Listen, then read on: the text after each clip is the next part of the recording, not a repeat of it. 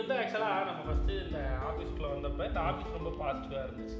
வர எல்லாரும் சொன்னாங்க இந்த ஆஃபீஸ் ரொம்ப பாசிட்டிவாக இருக்குது. ஏன்னா நிறைய ஓப்பன் ஸ்பேஸ், இந்த லானு, மொட்டை மாடி, என்னுடைய இடத்துல இருந்து என்னுடைய கேபின்ல இருந்து வியூலாம் நல்லா இருக்கும். பல முறை சொல்லியிருக்கேன், அந்த பர்டிகுலர் 6 மாதத்துக்குள்ளேயே நீ அடுத்த சிவகார்த்திகேயன்டான்னு நான் சொல்லிகிட்டே இருப்பேன்.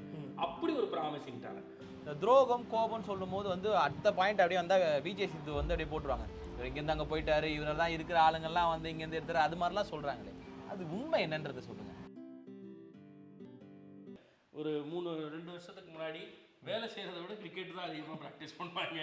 எங்கே போனாலும் அதில் அவங்களுக்கு ஒரு பெருமை. அதே மாதிரி எல்லா இடத்துலையும் ரன்னர் தான் வாங்குவாங்க. இவர் வந்து நமக்கு அங்கேருந்து இருக்காரு. பிளாக் ஷீப் ஆஃபீஸ், அந்த பழைய ஆஃபீஸ்லேயே கீழே நிறுவப்பட்ட சிலை. நான் இப்போ ரேடியோவில் ஷோ பண்ணிக்கிட்டு இருக்கேன். எனக்கு ரொம்ப பிடிச்ச ரேடியோ அப்போ எனக்கு ரணமாக மாறிடுச்சு. ஏன்னா தனியாக ஒரு ரூம்குள்ளே உட்காந்து பேசுறது, எனக்கு அந்த ரூம்குள்ளே போனாலே ட்ராமடைஸ் ஆயிடுவேன். எனக்கு அது கில்ட் ஆயிடுச்சு.